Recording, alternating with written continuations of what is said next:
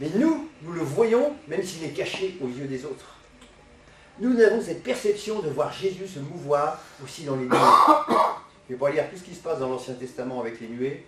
Quand tout est accompli, selon paf, la nuée vient, waouh, quand le temple a été, oh là là là là, et la gloire de Dieu vient dans la nuée. Moïse parlait à Dieu face à face au travers de la nuée. Waouh! La nuée glorieuse de sa présence. Attendez-vous à avoir des révélations, des visions, pas seulement des étoiles, mais des nuées. Des nuées qui bougent, les nuages. Apprenez à observer les nuages aussi. Quand vous regardez les nuages, vous savez quel temps il va faire. Apprenons à discerner les nuées spirituelles et nous saurons ce que Dieu fait dans son Église. Amen. Nous aurons la révélation de ce qu'il fait. Alléluia. Donc les disciples avaient les yeux fixés sur le ciel quand il est parti. On a trop été, je dirais, comment on peut dire ça, distraits ou occupés par différentes choses dans nos, comment on peut dire, dans notre croissance spirituelle. Le contexte du retour du Seigneur, ça va être le même que celui de son départ. Avant qu'il parte, il avait parlé et expliqué les choses qui concernent le royaume de Dieu pendant 40 jours. Et après cela, il est parti. Et le contexte aujourd'hui de ce que Dieu révèle dans son Église, c'est tout ce qui concerne le royaume de Dieu. Ce qui veut dire que le Seigneur aussi prépare les choses. Lui a amené le royaume sur la terre. Il a expliqué le royaume. Et là, nous ne faisons que entrer dans les choses qui concernent le royaume de Dieu. De plus en plus, c'est vrai. Parce que le plus important, c'est même pas l'Église. L'Église, c'est pas le royaume. Une partie de l'Église. C'est un peu le bras armé, je dirais, du royaume. Mais ce que Dieu fait dans son royaume. Et, on parle de beaucoup de moissons, des gens à moissonner, c'est vrai. Mais la moisson, c'est aussi la fin du monde. C'est les anges qui vont moissonner. Et dans ce contexte, c'est une nouvelle compréhension, par l'Esprit, bien sûr, par révélation, des choses du royaume de Dieu. Eh bien, ça veut dire que le Seigneur s'approche sur les nuées. Il est plus très loin. Il est là. Il est là. Il va se manifester à droite, à gauche, peu importe. Ce n'est pas important de courir à droite et à gauche. Mais simplement là où nous sommes, dans ce Morbihan, dans votre ville, dans votre travail, dans votre maison, dans votre famille, attendez-vous à voir sa manifestation, même si vous ne savez pas. Il est là. Il est dans les nuées. Il est dans les nuées.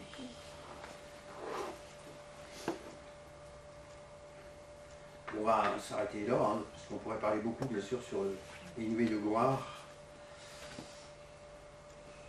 De plus en plus dans l'Église, d'ailleurs, on voit que les gens commencent à s'attendre à quelque chose. Venez à chaque réunion, à chaque communion que vous avez les uns avec les autres, venez avec une attente, Amen. Avec une expectative. Qu'est-ce que Dieu va dire? Qu'est-ce que Dieu va faire? On ne vient pas juste là pour passer un petit moment, tiens, c'est l'heure de la réunion, on va venir à la réunion. Non, vous venez pour attendre et voir ce que Dieu va faire. Ça commence là. Une prise de position. Parce qu'il fait toujours quelque chose quand on l'attend. Quand on a faim. Quand on a soif de lui. Ésaïe disait, oh, si tu déchirais les cieux et s'il descendait. Mais il a déchiré les cieux. Et il est descendu. C'est fait. Il est là. Il est là. Il est au milieu de nous, par son esprit. Les montagnes s'ébranleraient. Les nations trembleraient. Waouh.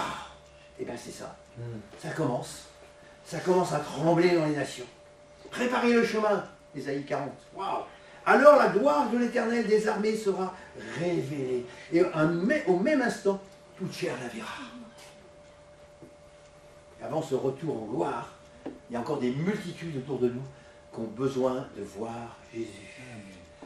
De voir Jésus au travers de l'Église et de voir Jésus en chacun de nous. Amen. En chacun de nous. Et ça, ce n'est pas réservé à une élite, c'est simplement pour nous tous qui sommes ressuscités et assis avec Christ dans les lieux célestes. Amen. Exode 16 nous dit, la gloire de l'Éternel parut dans la nuée. Et Moïse s'approcha de la nuée où était Dieu, et de parler avec Dieu. Amen. Seigneur, merci. Merci pour nous repositionner. Pardon pour, Seigneur, c'est vrai, on sait tout ça. Il n'y en a pas encore vraiment, Seigneur, tout compris de ces positions dans lesquelles tu nous as placés. Et c'est vrai, quand nous quittons nos positions, alors l'ennemi, lui, il se frotte les mains. Seigneur, qu'on puisse simplement prendre conscience que nous sommes assis avec toi maintenant. C'est une position de repos en Christ, en toi, dans les célestes, dans le ciel, devant le trône de Dieu. Et tu es là aussi, Seigneur. Et nous sommes en toi. Seigneur, c'est notre position spirituelle. Seigneur, on est tous d'accord là, pour ne plus la quitter, de la prendre cette position, parce qu'elle nous appartient. Et tu as tout fait pour nous ressusciter dans cette position. Tu as tout fait à la croix. Tout est accompli pour cela. Ça ne veut pas dire qu'on n'a plus rien à faire, Seigneur, mais ça veut dire aussi qu'on a maintenant à mettre en œuvre, à partir de cette position, notre autorité. Parce que quand nous avons cette position, Seigneur, dans le ciel, nous savons que tu es en nous sur la terre. On veut demeurer, Seigneur. On veut demeurer dans ton amour. Tu demeures en nous. C'est toi en nous, c'est plus moi. C'est toi, c'est toi, c'est toi maintenant. Cette autorité que je peux manifester, c'est pas moi, c'est toi. Cette paix, cette joie, cette humilité, Seigneur, c'est pas moi, c'est toi. Nous avons tout pleinement en toi, Seigneur. Tout pleinement en toi. Oh, tout, on a tout. Et le monde attend, Seigneur, de voir la manifestation, c'est vrai, de cette gloire. Seigneur, de ce qui est céleste, de cette extraordinaire onction que tu as apportée sur la terre, et tout ce qui transforme aussi ton royaume, Seigneur. Merci. Merci pour ce feu que tu ranimes. La parole nous dit que tu n'éteins pas le lumignon qui fume. On est tous, je dirais, plus ou moins en train de fumer un joint, là. D'une certaine manière, pour nous apaiser. Non, c'est le feu du réveil. Le feu du réveil, ça c'est la norme pour ton Église, Seigneur. Une Église éveillée. Une Église pleine, Seigneur, de toi. Pleine de ta présence. Pleine de cette communion agapée. De cet amour agapé. Alors le monde croira. Alors le monde croira. Amen. Alors merci pour tous ceux qui vont croire, Seigneur. Par leur parole, c'est ta prière, Seigneur, dans Jean 17. Ne prie pas pour eux, pour que leur parole, Seigneur, porte du fruit dans ce monde. Alléluia. Merci, et tu nous as choisis pour cela. Seigneur, c'est par grâce, on n'a rien mérité du tout. Tu nous as élus, on ne s'est même pas présenté, on a été élus. Ça, Seigneur, c'est ton amour, c'est ta grâce, c'est ta miséricorde. C'est incompréhensible, mais Seigneur, on se soumet à cette vérité. Alors merci pour la vérité au fond de nos cœurs, pour la vérité de la lumière, pour la vérité de nos positions maintenant, Seigneur. Waouh! Là, je peux vous dire que dans le Morbihan, le diable, il va avoir du souci à se faire. Alléluia. Merci, Seigneur. Pour cette autorité qui va grandir, Seigneur, pour marcher sur tous les lombriques, tous ces bouffeurs, Seigneur. Ah, Seigneur, merci. Amen. Amen. Amen. Oh, il est déjà l'heure. Merci Jacques.